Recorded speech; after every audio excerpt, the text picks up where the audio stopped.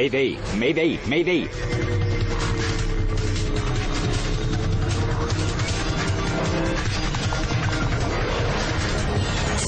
Catástrofes aéreas. Esta es una historia real basada en informes oficiales y en testimonios oculares.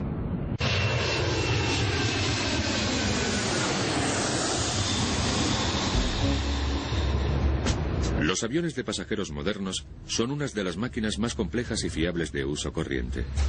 Aunque retrasos en la reparación de unos problemas que son conocidos han conducido al desastre.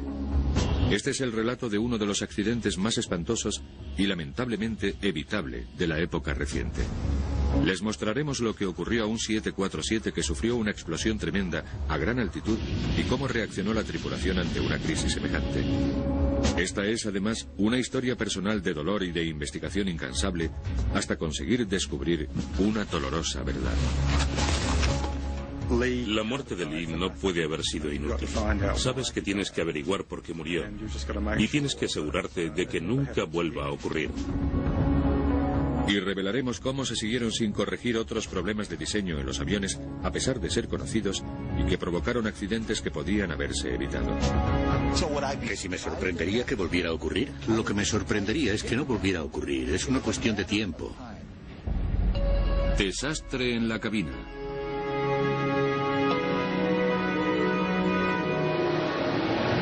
Aeropuerto de Honolulu, 24 de febrero de 1989. Uno de los casos más impresionantes por haber ignorado durante años un error de diseño conocido fue el del 747 de United Airlines, que hacía el recorrido entre Honolulu y Auckland, Nueva Zelanda. Cuando el vuelo 811 se preparaba para despegar, nadie a bordo pensaba que el avión tuviera un punto débil, aunque sí que se recordaba una tragedia recientemente acontecida.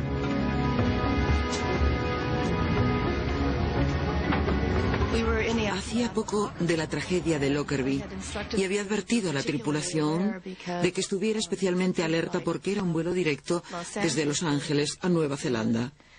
En la reunión previa al vuelo les pedí que se aseguraran de inspeccionar cualquier equipaje que les pareciera sospechoso porque queríamos extremar las precauciones.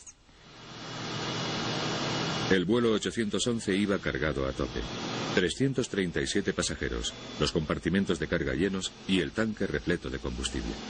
Las compuertas se cerraron a tiempo y el avión salió de su puerta de embarque poco antes de las 2 de la mañana, previendo un tiempo de vuelo de 8 horas.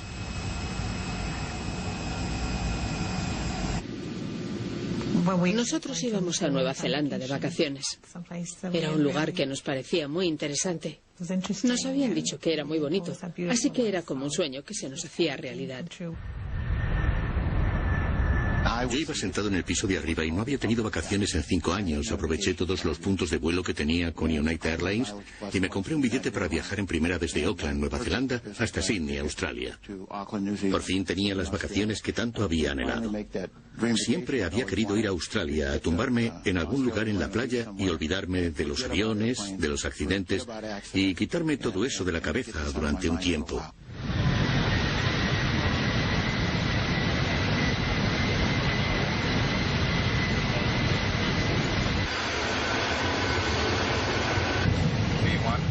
Al mando del avión, el capitán Dave Cronin.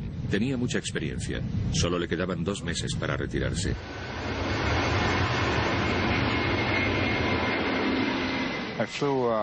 Llevaba volando 35 años con United. Tenía más de 30.000 horas de vuelo en todo tipo de aparatos, tanto militares como civiles. Mi copiloto, el primer oficial, era Al Slater, al que conocía desde hacía unos 20 años. Con el segundo oficial, Mark Thomas, era la primera vez que volaba, pero nos llevábamos muy bien. Diles que podemos llegar a 10.000 si está disponible. De acuerdo. Los pilotos querían subir a 10.000 metros sobre el Océano Pacífico para evitar las turbulencias del mal tiempo. Nos dimos cuenta de que había una tormenta a unos 160 kilómetros al sur, justo en nuestro rumbo, lo cual resultaba bastante raro a esa hora de la noche, así que dejé encendida la señal de cinturones abrochados. La decisión del capitán Cronin de mantener a los pasajeros con los cinturones abrochados sirvió para salvar muchas vidas.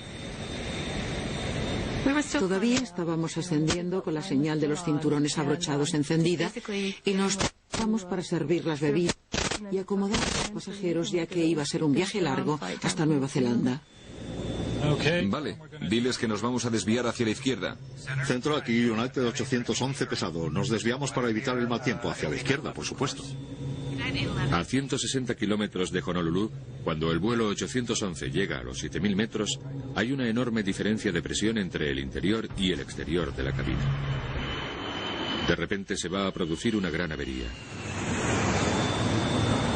Los pasajeros sentados encima y detrás de la compuerta de carga oyen un ruido. Era como si algo estuviera rechinando.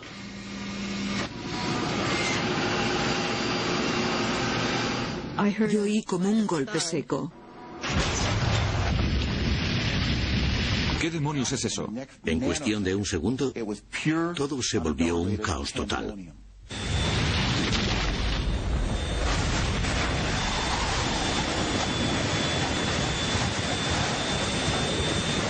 Hemos perdido el número 3. Estamos descendiendo. Parece que hemos perdido el motor número 3 y perdemos altura rápidamente. Volvemos. Lo siguiente que recuerdo es que estaba agarrada a los peldaños de la escalera y sabía que se había producido una explosión por la descompresión del aire.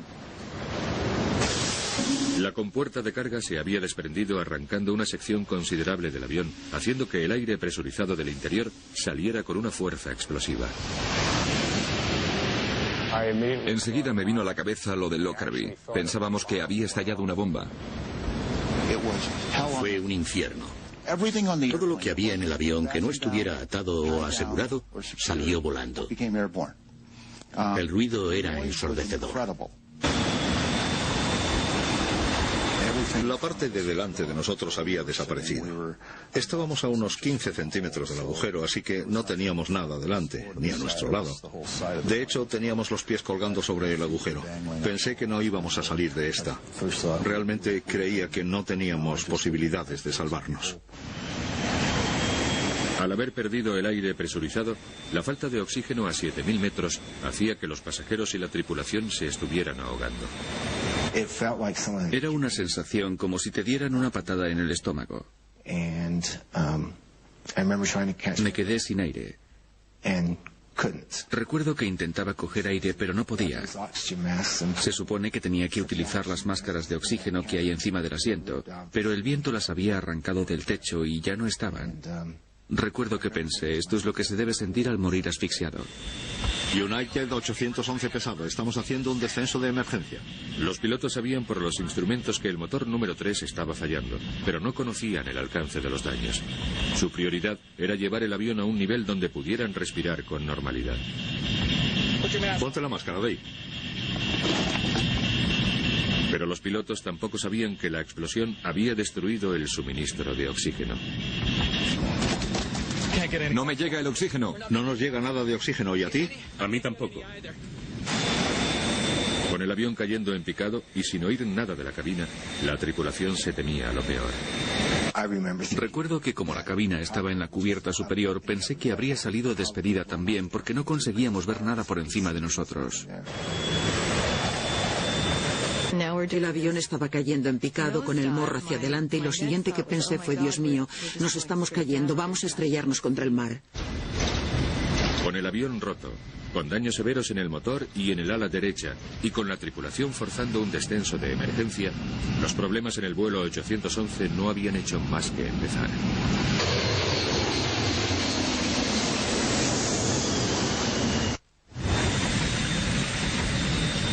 Dos minutos después de la explosión por descompresión, el vuelo 811 había conseguido bajar rápidamente hasta los 4.500 metros, donde el aire era respirable. United 811, indíquenos su altitud. 4.500. Estamos a unos 4.500 metros.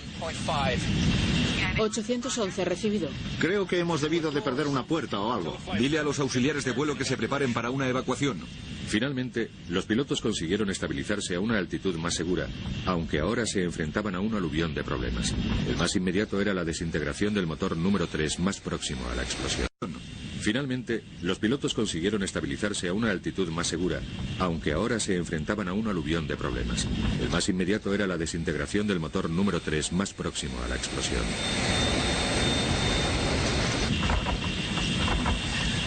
¿No hay ninguna señal de fuego? No tengo ninguna señal. Bien, hemos perdido el número 3. Vamos a apagarlo. Sí, de acuerdo. Listo para la comprobación del apagado del número 3. Vale, el número 3. Antes de que apagues el número 3, se apagó el generador. Parece bien intentarlo ahora.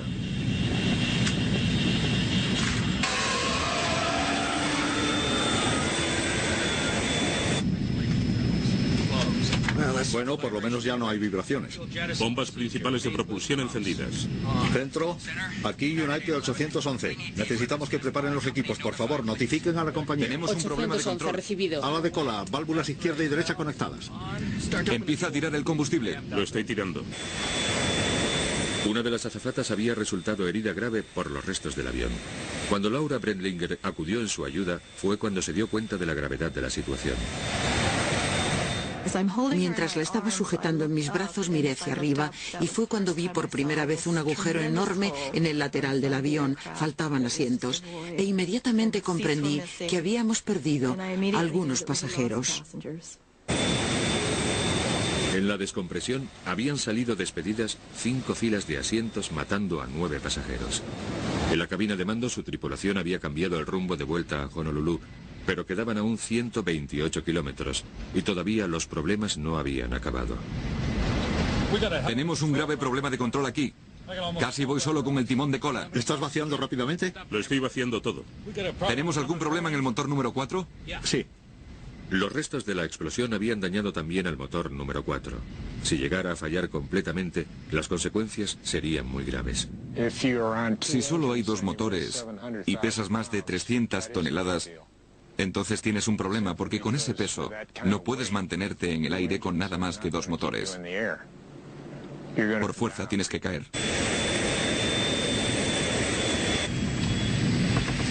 ¿Puedes mantenerte a 240? Apenas. Estamos perdiendo altura. Lo sé. Centro, aquí United 811 pesado. ¿Tiene nuestra posición? Sí, señor, las tengo en el radar. De acuerdo. Hemos perdido el motor número 3 y el número 4 pierde potencia.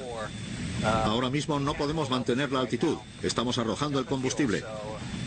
Recibido, 811. Ahora se encuentran a 96 kilómetros al sur de Honolulu. Recibido. Todavía sigo sin poder hablar con nadie. ¿Quieres que vaya abajo y eche un vistazo? Sí, ve a ver qué está pasando ahí abajo. Creo que hemos perdido un compresor. Nada. No consigo mantener la altura. Vamos a tener que utilizar la potencia de despegue. Lo que necesite, capitán. Aunque el motor número 4 estaba fallando, los pilotos lo utilizaron junto a los restantes motores a toda potencia, algo que no pueden hacer durante más de 2 minutos. Pero la tierra más cercana se encontraba a 15 minutos. Miré por la ventana de la derecha y vi llamas. Unas llamas enormes. Y sé lo que significa que salgan llamas de un motor. Nada bueno. Los pilotos aún no sabían que el motor número 4 estaba ardiendo. Vamos a 250 nudos ahora. Eso está bien. 7000. Ahora está retumbando más. Vigila la dirección. Tenemos que ir directos a Honolulu. Voy a acercarme un momento abajo a ver qué demonios está pasando. Sí, ve abajo a ver lo que ocurre. Cuando vi al ingeniero de vuelo bajando por la escalera sentí un gran alivio. Pensé, Dios mío, están vivos. Verle fue un enorme desahogo, pero cuando vio el agujero se quedó más pálido que un fantasma. Entonces le grité, por Dios, bájanos a tierra, por favor.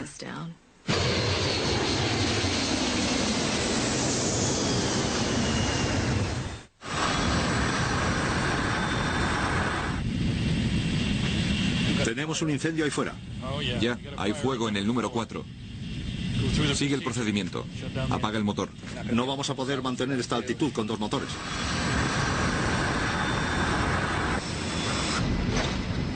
Tenemos un fuego en el lado derecho. Ahora volamos con 2 motores. Hemos perdido todo el lateral. Desde la parte derecha de atrás hasta... Está todo al descubierto. Solo se ve el aire. ¿Cómo dices? Parece una bomba. ¿El fuselaje? Sí, el fuselaje. Está al descubierto. Bien, parece que ha estallado una bomba en el lado derecho. Hemos perdido todo el lateral derecho. Sí, desde la parte derecha de atrás. Alguien... Posiblemente hayamos perdido a alguien, no lo sé. Sabía que habíamos perdido a algunas personas. No sabía cuántas. De hecho, hasta el día siguiente no supe cuántas habíamos perdido. Pero ser el capitán de un avión y perder a alguno de tus pasajeros es algo terrible.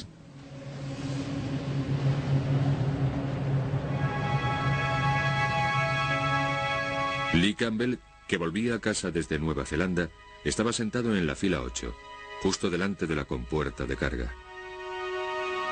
Me desperté sobresaltada porque había visto a Ali sonriendo al lado de la cama con una chaqueta gris en el brazo. Por supuesto, cuando me desperté ya no estaba ahí. Pero a la mañana siguiente, cuando nos despertamos, le dije a Kevin que había tenido un sueño muy extraño durante la noche y que había sido muy real.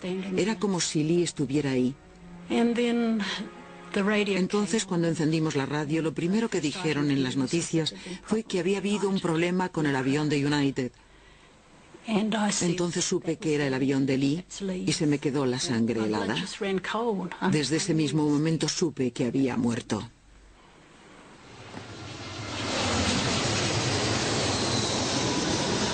¿Centro me recibe? Parece que ha estallado una bomba o algo así. Se ha desprendido una gran parte del fuselaje en la parte derecha del avión. Yo no iría más rápido de lo debido por ese agujero. Es decir, yo no iría a más de 250 nudos. Ese agujero es muy grande. ¿A qué velocidad mínima podemos ir? Yo no iría a menos de 240. Sí. No sé si vamos a conseguirlo. No pensábamos que fuéramos a llegar. Así que nos preparamos para hacer un amenizaje de emergencia. Creíamos que iba a ser inevitable. En la cabina, la tripulación se preparaba para lo peor. Me levanté del asiento plegable y utilicé lo que me habían enseñado para dar instrucciones a la tripulación. Teníamos que prepararnos para un amerizaje. Pensé que tendríamos que amerizar. Nos pusimos a coger corriendo los chalecos salvavidas. Y recuerdo que pensé, no sé si esto servirá de algo, porque cuando choquemos con el agua me imagino que el avión se hará pedazos. Sabía que si chocábamos contra el agua sería más o menos lo mismo que chocar contra el suelo y que habría pocos, si es que algún superviviente. Así que me puse a pensar en las cosas que más me importaban y en ese momento de mi vida era mi hijo. Pensando ya en que iban a morir, un pasajero hizo estas fotografías con la esperanza de que las encontraran entre los restos y proporcionaran pistas sobre la razón del accidente. Durante los siguientes 15 minutos, el avión fue perdiendo altura hasta que a 1200 metros se les apareció el primer rayo de esperanza. Pasado no sé cuánto tiempo, recuerdo que uno de los pasajeros comenzó a señalar a una de las ventanas del lado derecho y todos, cada uno desde su sitio, empezamos a mirar hacia esa ventanita y conseguimos vislumbrar un punto de luz, luego otro y otro y un poco después ya podíamos divisar la costa. Bien, ya se ven algunas luces. De acuerdo. Vale, estamos en 4. A 34 kilómetros. Vamos bien. Pero el peligro aún no había pasado. En el aeropuerto de Honolulu se declaró estado de emergencia. Todos los demás aviones fueron desviados y los servicios de rescate se prepararon para el aterrizaje forzoso de un avión de pasajeros completamente cargado. ¿Puedes darme alguna velocidad? Sí. 150 va a ser la del motor 2. Y 160. United 811, necesito saber el número de personas a bordo. Sí, personas a bordo.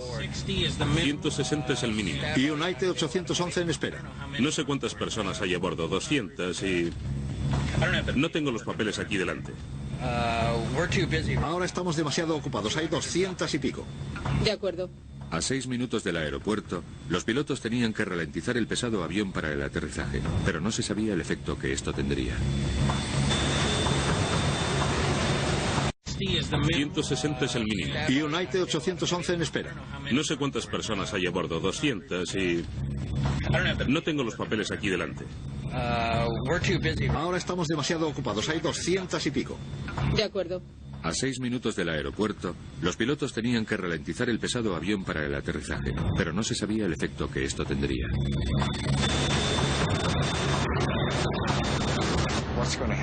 Lo que iba a ocurrir es que cuando empezara a sacar los alerones y el tren de aterrizaje, no sabía si terminaríamos en el aeropuerto, en el agua o en el centro de Honolulu.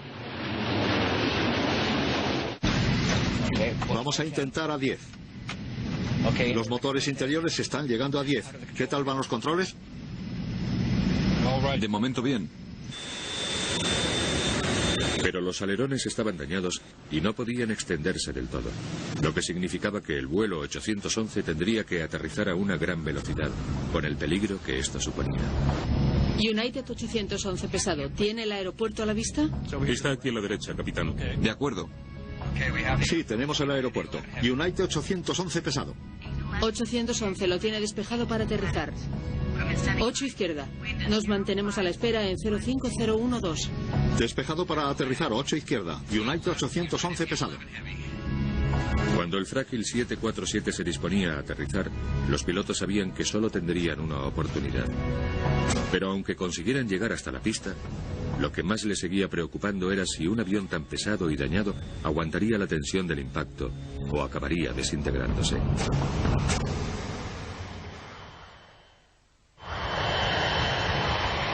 Severamente dañado, con una estructura inestable y perdiendo altitud con solo 2 motores, el vuelo 811 inició su descenso final hasta el aeropuerto de Honolulu. Modo en 2 motores. ¿Modo en 2 motores? Seguíamos sin saber a qué distancia estábamos del suelo y si íbamos a llegar a Honolulu o no, pero como nos encontrábamos cerca de la tierra, nos parecía que era el momento de decir a los pasajeros que se pusieran en posición de emergencia reclinados sobre las piernas, y eso fue lo que hicimos. Empezar a gritar a todo el mundo que reclinaran el cuerpo sobre las piernas.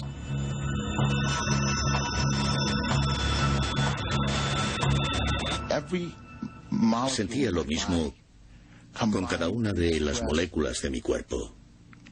Que pusieran ese maldito avión sobre la tierra. ¿Cómo están los hidráulicos? Los hidráulicos están bien. ¿Tenemos frenos? Hidráulicos normales. Tenemos frenos, pero solo vamos a tener retroceso en el 1 y 2. Entonces pensé que teníamos alguna posibilidad de intentar aterrizar. Pero lo que me vino a la mente en ese momento fue, ¿y ahora qué? Cuando toquemos tierra, ¿explotaremos? ¿Nos caeremos por ese agujero enorme?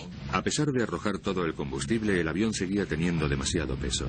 Sin poder usar los alerones al completo para mantenerlo en el aire, tendría que aproximarse a mayor velocidad. Billy bajando. El peligro ahora era que se partiera el tren de aterrizaje y el avión se hiciera pedazos. 1,5 puntos alto. 190. 185. Un poco lento, Dale. Vamos por debajo de lo que queremos.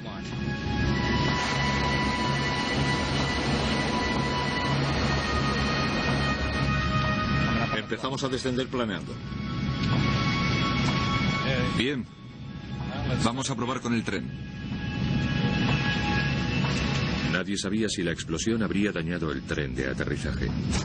Recuerdo que Laura me dijo que no había oído que se desplegara el tren de aterrizaje. Había mucho ruido, seguía habiendo mucho ruido y yo tampoco oí el tren de aterrizaje. Así que pensábamos que quizá no habían podido desplegarlo. Ya tenemos el tren desplegado y despejado para aterrizar. Que sepamos todo está preparado.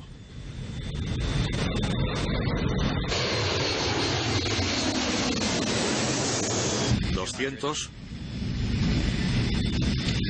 195. Medio punto alto. Vamos bien. 192. 195. Me estoy quitando del control. 100 pies.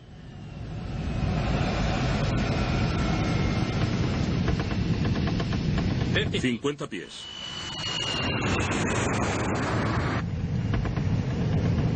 30. Centrad la posición horizontal. 30.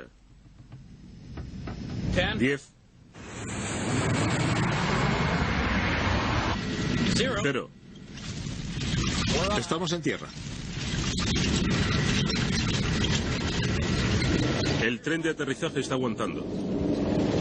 Aterrizamos, parecía que íbamos muy rápido y esa era mi siguiente preocupación, que no consiguiéramos parar al final de la pista, que siguiéramos hacia adelante.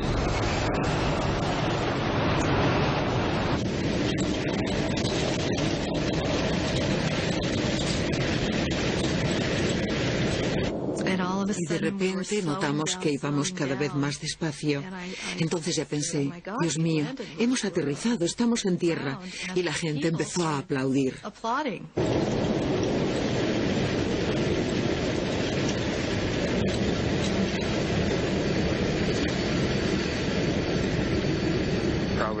Probablemente fuera el mejor aterrizaje que había hecho en mi vida.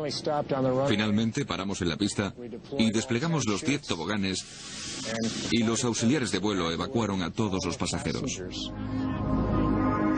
Es increíble lo rápido que pasó todo. Creo que en menos de 45 segundos salieron del avión 330 personas. Estábamos a unos 6 metros del suelo, pero yo me habría tirado sin tobogán de las ganas que tenía de salir de allí. Una vez desconectados todos los interruptores, pasé por todo el avión para asegurarme de que no quedara nadie más. Entonces salí por la puerta de la izquierda, bajé por el tobogán, rodeé la parte delantera y vi el enorme agujero que había en el lateral. No me lo podía creer.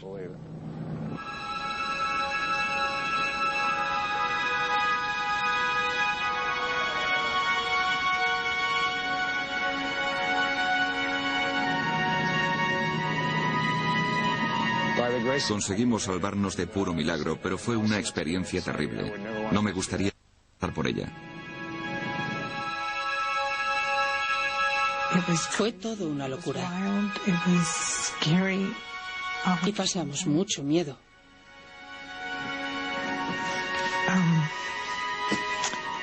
Pensé que ese era el final y que íbamos a morir.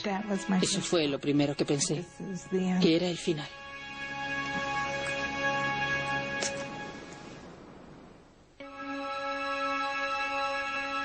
Pero para las familias de las 9 personas que murieron, la pesadilla solo acababa de empezar.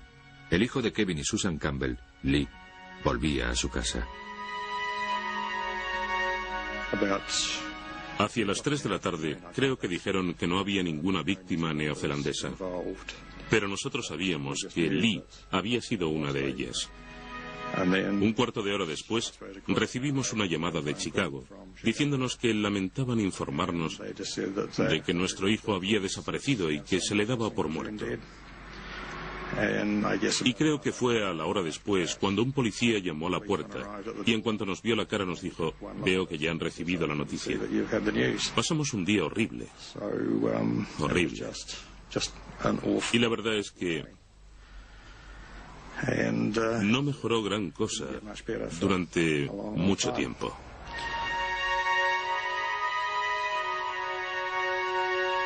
Aunque no habían encontrado el cuerpo de Lee, los Campbell volaron hasta Honolulu para ver el avión siniestrado. Lo primero que sientes es que quieres estar lo más cerca posible del lugar en que murió tu familiar. Y ese lugar era el avión. Así que quisimos ir inmediatamente a verlo. Los daños que sufrió eran terroríficos. Fue un desastre. El agujero que había en el lateral del avión era mucho más grande de lo que pensamos que podía ser, a pesar de que ya habíamos visto las imágenes por televisión. Fue muy triste llegar allí y ver dónde estaba el asiento de Lee. Las patas del asiento seguían allí. Había un buen trozo de fuselaje a su lado y también una ventanilla. Fue muy triste llegar allí y ver dónde estaba el asiento de Lee. Las patas del asiento seguían allí. Había un buen trozo de fuselaje a su lado y también una ventanilla. Pero el deseo de los Campbell de encontrar la causa de la muerte de Lee inevitablemente les llevó a enfrentarse cara a cara con detalles espantosos. Nos llevaron a la oficina del médico forense porque habían encontrado restos y esas cosas. No nos enseñaron los restos en sí, pero sí que nos enseñaron otras partes que habían encontrado dentro de los motores. Nosotros hubiéramos preferido que hubiera sido Lee el que se hubiera introducido en el motor, porque sería una muerte inmediata, porque de otra manera serían 4 minutos de caída hasta impactar con el océano. Sabemos que podían estar vivos mientras caían, y cuando piensas en ello, es simplemente horrible. Cuando los Campbell supieron que nunca llegarían a encontrar el cuerpo de su hijo, la necesidad de encontrar la causa del accidente que lo mató se hizo aún mayor. La muerte de Lee no puede haber sido inútil. Sabes que tienes que averiguar por qué murió y tienes que asegurarte de que nunca vuelva a ocurrir. Los Campbell se embarcaron en una investigación personal sin descanso que duraría cerca de 2 años. Pero la pérdida de su hijo significaba que no se pararían ante nada hasta descubrir la verdad.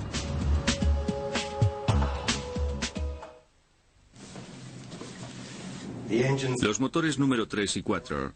2 meses después del accidente en el vuelo 811, cuando la Comisión Nacional de Seguridad en el Transporte realizó las audiencias preliminares, los Campbell se aseguraron de estar allí, pero pronto se llevarían una decepción. Pasaron meses y la comisión no terminaba de completar sus informes, de modo que los Campbell tomaron cartas en el asunto. Estaba claro que no podíamos dejar el esclarecimiento de los hechos en manos de la comisión. Así que decidimos continuar por nuestra cuenta y cuando se terminaron las audiencias nos dijeron que podíamos coger lo que quisiéramos de la mesa de prensa. Así que Susan se acercó a la mesa y dijo, veo que vamos a tener un buen material, y agarró una caja y la llenó con todos los documentos que pudimos encontrar.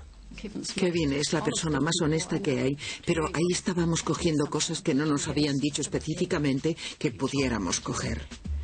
Y salimos por la puerta justo antes de que llegaran los de la comisión con un carrito para recoger todos los documentos. Nos metimos en un taxi y nos marchamos con todos los papeles.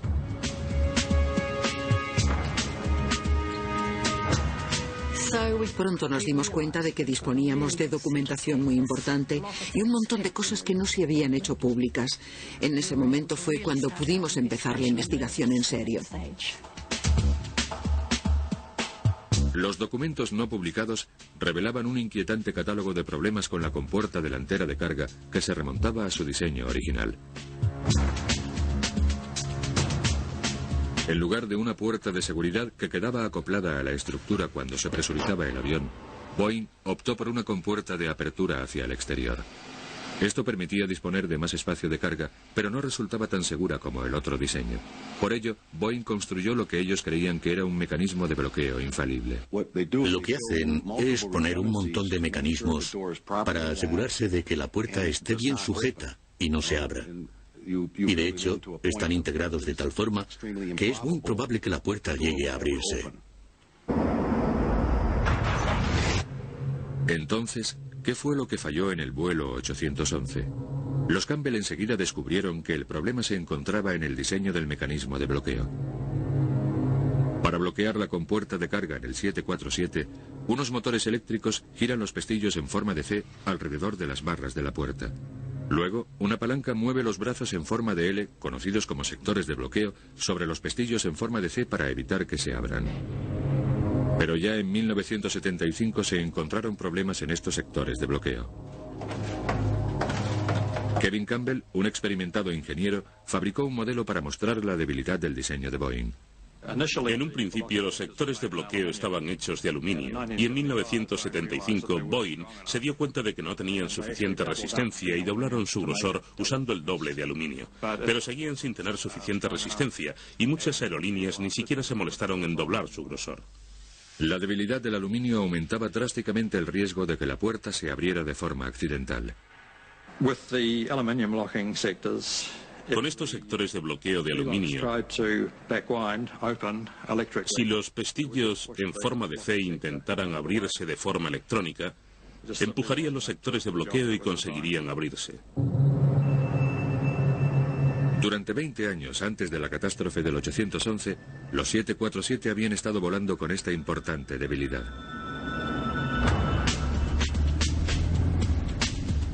Los Campbell se preguntaban qué más cosas quedarían por descubrirse, de modo que redoblaron sus esfuerzos para descubrir toda la verdad sobre el accidente que había matado a su hijo. Compramos un coche en los Estados Unidos y nos fuimos a visitar a toda la gente que pudimos que había estado implicada en el accidente. Empezamos en Seattle, luego Chicago, después Washington D.C., Kentucky, Miami y de vuelta otra vez hasta San Diego y Seattle. Todo esto en un viaje. Los Campbell pronto averiguaron que un incidente terriblemente similar al del vuelo 811 había proporcionado serios avisos de peligro en las compuertas de carga.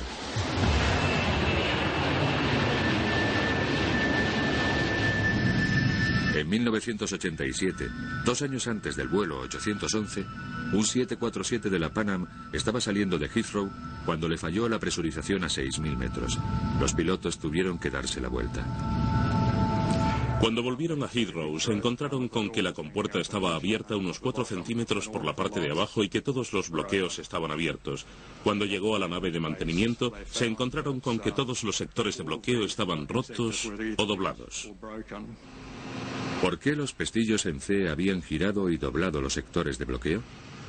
Boeing alegó que el personal de tierra habría manipulado de forma errónea el mecanismo. Pero la investigación de los Campbell descubrió otra pista clave del por qué se habían girado los pestillos en C. Otro informe ponía de relieve problemas en el sistema eléctrico de las puertas. Tenía un fallo en el interruptor principal de bloqueo S2, encargado de desconectar la alimentación a la compuerta una vez cerrado el pestillo exterior. Este fue un descubrimiento alarmante. Cuando se cerraba el pestillo exterior, se suponía que el interruptor principal de bloqueo, S2, había desconectado la alimentación a la compuerta y que los motores del pestillo en forma de C ya no podían girar. Pero es posible que fallara permitiendo que los motores abrieran la puerta. Para averiguarlo, Boeing pidió a las líneas aéreas que hicieran una prueba sencilla, que cerraran el pestillo exterior y luego pulsaran el interruptor para abrir la puerta y vieran lo que ocurría. Cuando pulsaron el interruptor, las compuertas funcionaron. Boeing pensaba que esto no iba a ocurrir, pero ocurrió. A pesar de estar cerrado el pestillo exterior, la compuerta tenía corriente y los pestillos empezaron a forzar los sectores de bloqueo hasta deshacerse de ellos. Unos días después, las líneas aéreas empezaron a llamar diciendo que estaban provocando daños en sus aviones. Así que Boeing paralizó las pruebas.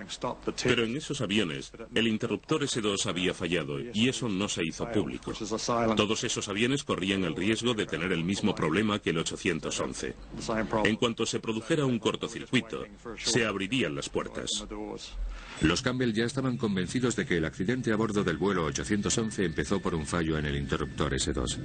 Los motores de los pestillos en forma de C seguían recibiendo corriente y solo hizo falta que se produjera un cortocircuito en un cableado que tenía 20 años y que en otro avión se encontraron deshilachados para que se pusieran en marcha los motores. Los sectores de bloqueo de aluminio eran demasiado endebles para detener el giro de los pestillos, con lo que la compuerta de carga terminó por abrirse. La Comisión Nacional de Seguridad para el Transporte determina que, tras un año de investigación, la Comisión de Seguridad tenía una versión diferente de los hechos. Los Campbell se llevaron una gran sorpresa.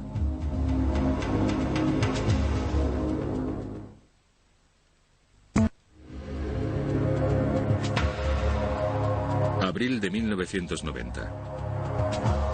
Tras esperar un año al informe oficial sobre las causas del accidente del vuelo 811, Kevin y Susan Campbell esperaban que coincidiera con sus descubrimientos.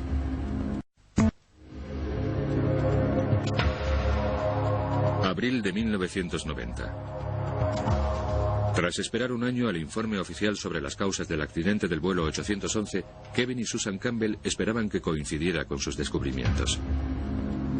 Suponía que en el informe se revelaría la existencia de este otro fallo crítico, pero nos dejaron pasmados cuando salieron a decir que la compuerta no se había manipulado correctamente. La deficiente explicación de la comisión y el hecho de que no mencionaran los problemas eléctricos no dejó conformes a los Campbell. Volvieron a investigar el accidente del vuelo 811 y pronto encontraron pruebas inquietantes sobre cómo se podía y se debía haber evitado.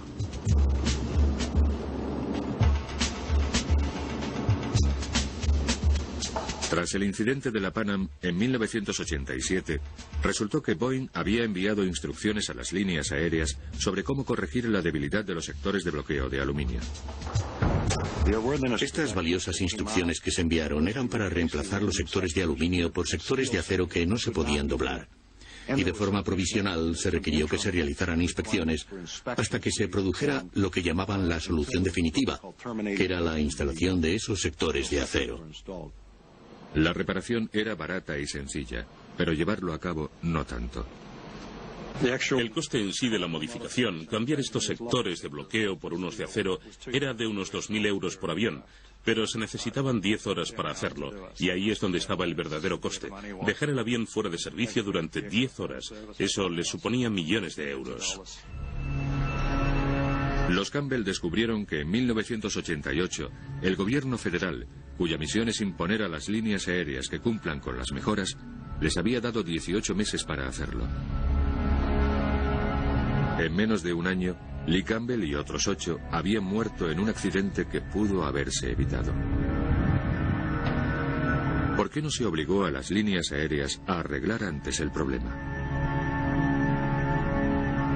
Si se obliga a estos aviones, grandes aviones comerciales, a permanecer en tierra, les provoca un desastre económico. Por ello presionan a la agencia reguladora en los Estados Unidos, la FAA, para que les permita realizar las reparaciones a lo largo del tiempo, esperando a que los aviones pasen su mantenimiento regular. De esa forma no se les retira del servicio. Pero cuando hacen eso, cuando les permiten a las aerolíneas y a los fabricantes que hagan las reparaciones a medio plazo, en esencia lo que hace la FAA es poner en riesgo las vidas de los pasajeros y de la tripulación que viajan en esos aviones cuando todavía no están reparados. Después de las muertes en el vuelo 811, la FAA adelantó inmediatamente la fecha límite para arreglar la compuerta de carga desde 18 meses a solo 30 días. La presión de la campaña de los Campbell por fin empezó a tener su recompensa. La prueba vital que podía darles la razón, la compuerta de carga, seguía a más de 3.000 metros de profundidad en el Océano Pacífico. Pero tras unos artículos aparecidos en la prensa estadounidense, la comisión encargó a la Marina de los Estados Unidos que fuera a buscarla. A 160 kilómetros al sur de Honolulu, un sumergible de profundidad empezó a rastrear el lecho marino. Fuimos a Honolulu y esperamos allí mientras trabajaban en ello. Finalmente consiguieron recuperar la compuerta a pesar de que la cosa más profunda que habían recogido hasta ese momento estaba a poco más de 400 metros. En menos de una hora nos llamaron avisándonos de que la habían recogido. Antes de que los Campbell pudieran ver la compuerta, se la habían llevado rápidamente a la planta de Boeing en Seattle. Los Campbell emprendieron su búsqueda. Fuimos a Boeing, pero no nos la enseñaron. Pensaban que habrían llevado las partes importantes a la comisión. De modo que nos metimos en el coche y nos dirigimos a Washington, D.C.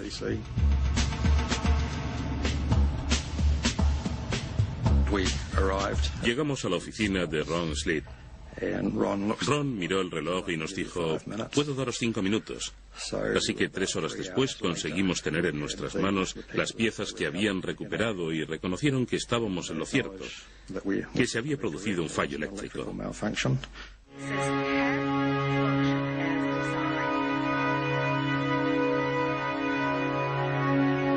Existió un fallo accidental del interruptor o de los cables que provocaron la apertura no intencionada de la compuerta. Siento una gran satisfacción por el apoyo que he recibido de personas que sabían que tenía razón y porque se les haya reconocido. Los Campbell se gastaron miles de euros de su propio dinero en su campaña. Nunca estuvieron interesados en recibir una compensación económica por la muerte de Lee, pero persuadieron a United y a Boeing para que financiaran una beca universitaria que llevara su nombre. No habría podido seguir viviendo tranquila de no haber seguido investigando por nuestra cuenta. Era algo que los dos sentíamos que debíamos hacer. Ni siquiera lo discutimos, simplemente sabíamos que era lo que teníamos que hacer. Sí. Pero a pesar de largas campañas públicas como la de los Campbell, algunos críticos temen que la industria de las aerolíneas no hayan aprendido la lección del vuelo 811. Las agencias reguladoras tienen un doble cometido. Uno de ellos es fomentar el transporte aéreo y otro la seguridad aérea. Y cuando te encuentras en una posición de elegir entre la economía y la seguridad, suelen equivocarse en favor de la economía en lugar de la seguridad. Y siguen ocurriendo graves accidentes por defectos conocidos. En la década de los 90, problemas existentes en los sistemas de descongelación del avión fueron causa de accidentes. Al menos 3 aviones tuvieron incendios de consecuencias fatales por el uso de material aislante e inflamable.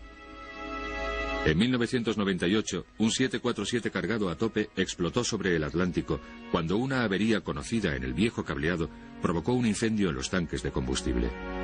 Por tanto, los expertos se muestran escépticos con la industria de la aviación por su pasado desequilibrio entre beneficios y prevención.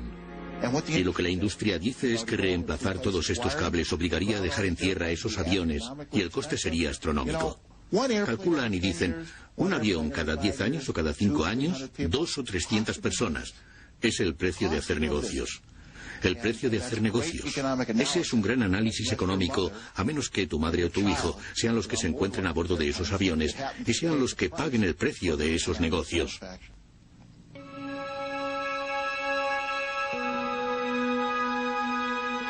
Para algunos de los supervivientes del vuelo 811, el precio ha sido muy alto. Cada miembro de la tripulación reaccionó de forma diferente, pero sé que hay 2 de ellos que todavía no han vuelto a poner un pie en un avión. Yo lo pasé muy mal. Me diagnosticaron un trastorno de tensión nerviosa postraumático. No podía razonar, no podía pensar. Me resultaba muy difícil tomar la más mínima decisión. Me encontraba totalmente perdida. Lo he pasado muy mal.